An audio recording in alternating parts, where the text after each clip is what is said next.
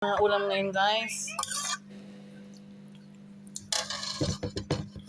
Kung sa kalan ko pinainit, ito yung may okay na sa starry. amin. Ito yung may crabs. Okay, kain ulit kami ito, guys. Sa tahanan ni Sister Lina. Ito po Si yung... Sis Chato kasi may may therapy siya. Meron pang ice konti.